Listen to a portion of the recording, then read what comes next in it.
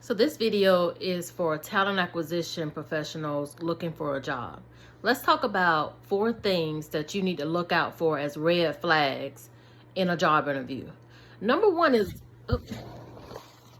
number one is lateness. Um, you know, I see both sides of this, right? I think that we're all human. We've all been late to something. And so I don't think there's anything wrong with being compassionate, empathetic if somebody's late, to not necessarily hold that against the entire company. And if you're offered a job, you turn the job down because one interviewer was late. That's not what I'm saying. But I think it's important to use it as a data point, right? So if this is one of a few different things that happen, like the interviewer is late, the interview process takes a long time. Like if this is one of a few different things, this is a good piece of information that you probably should pay attention to, particularly if you are a recruiter and this is going to be the team that you're going to be working with. Sometimes when somebody's late, especially in HR, in talent acquisition, sometimes it could speak to a lack of respect for the candidate experience, period, right? So if they don't respect the candidate experience, if they don't respect the hiring process in general, it says a lot about how the talent acquisition team is managed, right?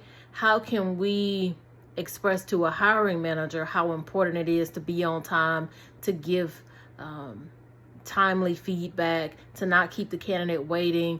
How can we educate hiring managers on that when, as a department, we don't take it seriously ourselves?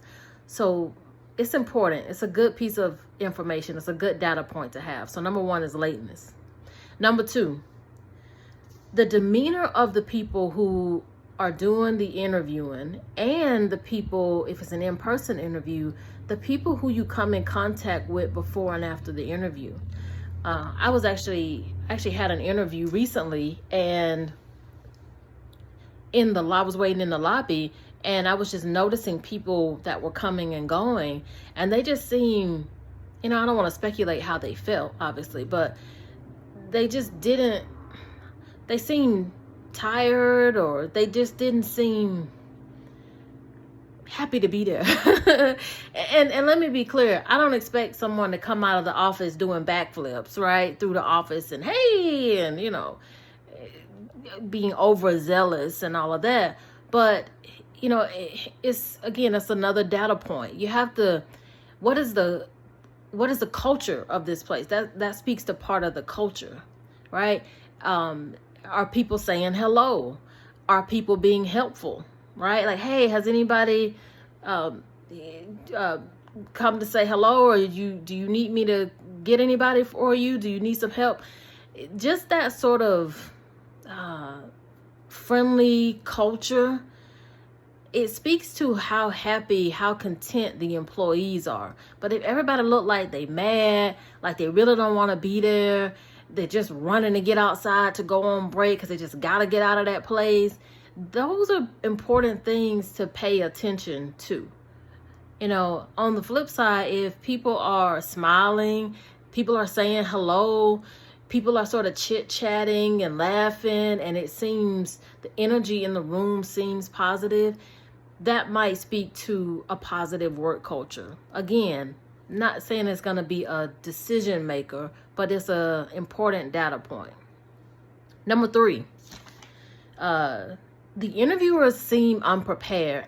And this is especially true with recruiting, because a lot of times the interviewers will be sort of tag teaming, or it'll be a panel interview.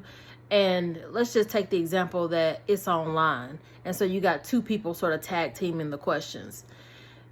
Sometimes, and I think a lot of people have experienced this, where it kind of seems like they didn't meet before the interview. So they don't know who's asking what question, what each person is trying to assess, particularly when they got different roles. So you got 2 different people.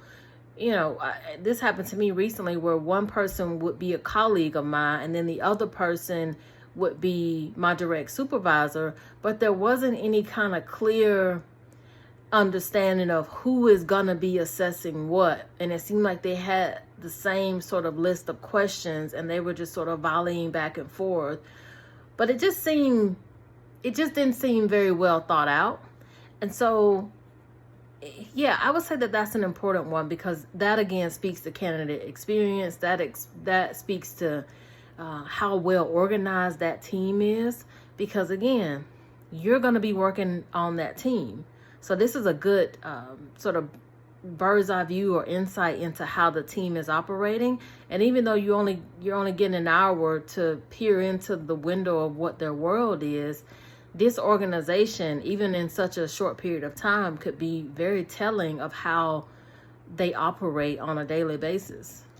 And then the fourth and final one is when you're interviewing for a role, particularly with somebody who's higher up, and they highlight something about the company, about the department, about your role specifically, that is a bit off-putting. And I'll give you an example.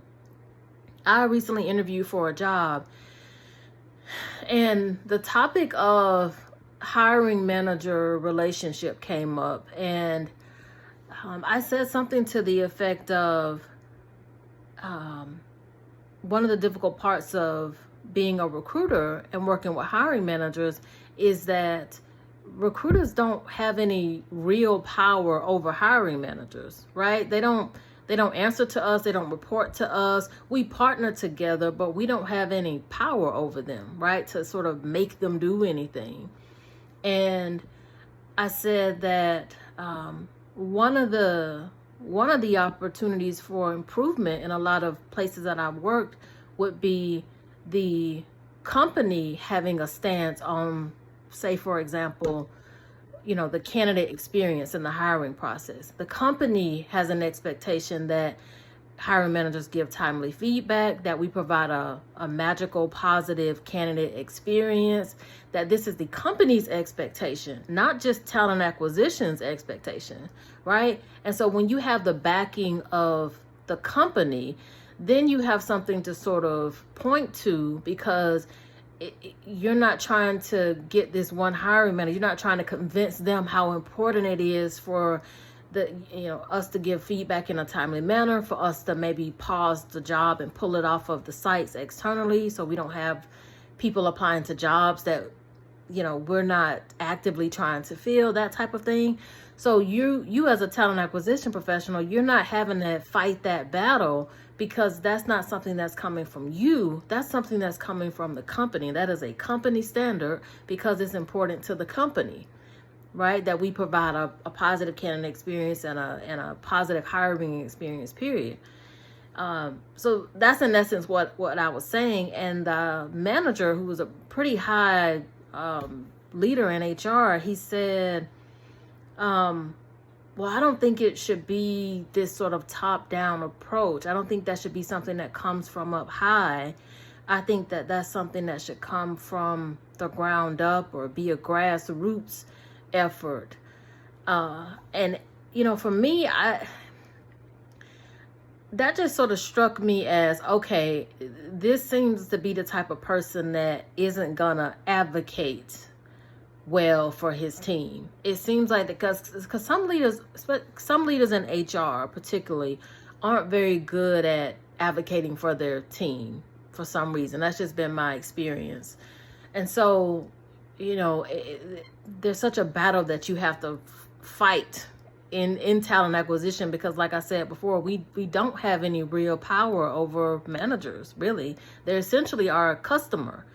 And so he seemed to me, with that response and some other stuff that happened during that interview, he seemed to sort of be that, that sort of working harder, not smarter kind of a manager, this sort of fighting the good fight, and just sort of not being a voice of his people. That sort of continuing with the status quo. This is just how it is, and not sort of thinking big picture, thinking high level, thinking strategy wise, how can we sort of turn this around and make the relationships better?